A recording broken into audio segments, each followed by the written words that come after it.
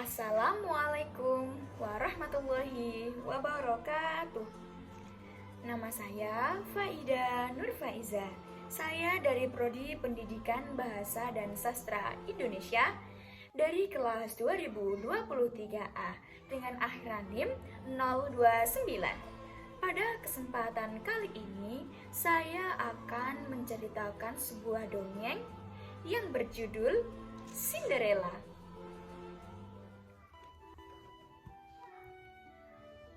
Pada zaman dahulu kala, ada sebuah kota yang bernama Negeri Fairy. Kotanya sangat indah sekali. Di kota itu hidup sebuah keluarga, seorang ibu yang memiliki 3 putri cantik. Salah satunya bernama Cinderella. Ia adalah putri tiri ibu itu. Sedangkan kedua saudaranya merupakan putri kandung ibu itu. Kasih sayang yang diberikan pun berbeda. Cinderella selalu dimarahi oleh ibu tirinya. Setiap ada pekerjaan rumah, Cinderella lah yang disuruh untuk menyelesaikannya. Sedangkan kedua kakaknya cuma bisa duduk-duduk dan selalu dimanja oleh ibunya. Kadang Cinderella juga selalu dimarahi oleh kedua kakaknya itu. Walaupun Cinderella tidak bersalah, ia selalu menerima perlakuan ibu tirinya dan kedua kakaknya. Ia tidak pernah dendam, bahkan Cinderella selalu berbuat baik kepada mereka. Pada suatu hari, kerajaan mengadakan sebuah pesta rakyat. Pengumuman pun ditempel di pusat kota. Setiap rakyat di kota ini diharuskan datang ke pesta itu. Membaca pengumuman itu, Cinderella tampaknya tidak tertarik datang ke pesta itu. Yang ia pikirkan hanya bekerja membantu ibu tirinya. Sedangkan kedua kakaknya senangnya bukan main. Mereka tertarik untuk datang ke pesta itu.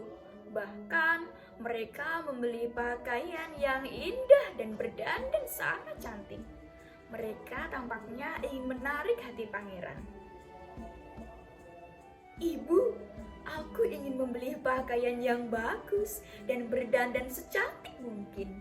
Siapa tahu pangeran tertarik padaku, ucap salah satu kakaknya. Aku juga, Ibu. Kalau aku jadi putri kerajaan, ibu juga senang kan? Tambah kakak satunya. Iya anakku, terserah kalian saja. Semoga pangeran tertarik pada salah satu di antara kalian, jawab ibu.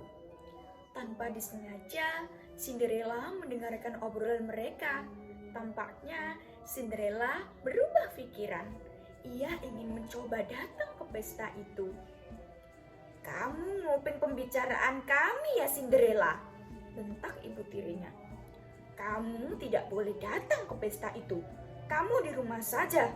Awas kalau sampai datang, tambah ibu tirinya.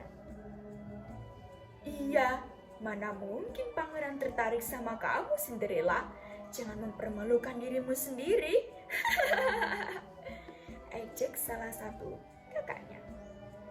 Hinaan itu sudah kelewat batas. Cinderella menangis sedih karena ucapan ibu tiri dan kedua kakak tirinya itu. Cinderella menangis jadi-jadinya. Hingga tak terasa ia tertidur. Dalam tidurnya yang masih setengah sadar itu, Cinderella tiba-tiba ada suara. Kamu jangan menangis Cinderella, ucap suara itu. Cinderella pun terbangun. Ia mencari sumber suara itu. Ia menengok ke kiri dan ke kanan. Namun tidak ada seseorang pun. Cinderella menghela nafas. Secara tiba-tiba ada seorang peri berdiri di hadapannya. Berhentilah menangis. Janganlah kamu bersedih hati, ucap peri. Cinderella, bawalah 6 ekor tikus, 4 kadal, dan labu emas ini ke halaman rumah belakang," imbau peri. Cinderella menghapus air matanya dan segera berangkat ke halaman belakang rumah. Sesampainya di sana, peri itu melempar tongkatnya dan keajaiban terjadi. 6 tikus itu berubah menjadi kuda dan kencana. 4 kadal itu menjadi 4 orang pengawal, dan labu emas itu menjadi sebuah gaun yang sangat indah dan bersinar dan sepasang sepatu kaca yang sangat bening. Cinderella terkejut melihat semua itu. Ia tampak bahagia. Berangkatlah ke pesta kerajaan Cinderella. Namun, kamu harus kembali sebelum jam 12 malam. Karena setelah jam 12 malam, semua ini akan kembali seperti semula lagi, ucap peri. Baiklah Ibu Peri, saya akan menuruti nasihat Ibu Peri, jawab Cinderella. Berangkatlah Cinderella menuju pesta kerajaan. Ia naik kereta kuda dengan 4 pengawal di sampingnya. Begitu Cinderella masuk kerajaan, semua tertegun melihat kecantikan Cinderella seperti putri kerajaan. Semua melihat kecantikan, terutama pangeran yang juga melihat Cinderella dan sangat kagum. Bahkan pangeran menyambut Cinderella dan mengajaknya menari di pesta itu. "Kamu sangat cantik sekali. Kalau boleh tahu, dari mana asal kamu?" tanya pangeran. Cinderella hanya terdiam tersipu malu. Pangeran masih penasaran dan terus mengajukan pertanyaan. "Kamu adalah orang yang selama ini aku idam-idamkan," ucap pangeran. Tak terasa, waktu sudah hampir jam 12 malam. Cinderella yang sedang asik menari dengan pangeran lalu pamit pulang. "Maaf pangeran, aku harus pulang sekarang juga," kata Cinderella. Cinderella langsung berlari menuju kereta kuda dan langsung berangkat pulang. Ketika mau keluar kerajaan, Cinderella tak tahu kalau sepatunya yang kanan jatuh. Ia tak sadar. Pangeran tampak gelisah melihat Cinderella pulang. Ia mengejar Cinderella namun tak berhasil menemukannya. Di depan gerbang kerajaan, pangeran menemukan sebuah sepatu kaca milik Cinderella. Pangeran tersenyum dan yakin bisa menemukan Cinderella. Pangeran mengadakan sayembara dari rumah ke rumah. Pangeran sendiri yang menyaksikan para wanita di kota itu mencoba sepatu kaca. Apakah cocok apa tidak? Hingga saat sampai di rumah Cinderella, kedua kakak tiri Cinderella pun ikut mencobanya. Walaupun ukuran sepatu tidak cocok, namun mereka tetap memaksa memakai sepatu kaca itu hingga kukunya lecet. Pangeran pun geleng-geleng kepala menyaksikan kejadian itu. Pangeran tampak sedih karena tak seorang wanita di kota itu yang cocok memakai sepatu kaca. Saat Cinderella sedang lewat, dipanggillah oleh pengawal kerajaan. "Kamu belum mencoba sendiri sepatu ini, sekarang giliran kamu mencobanya," ucap pengawal. "Mana mungkin ia cocok memakai sepatu itu, jangan mimpi," teriak kakak tirinya.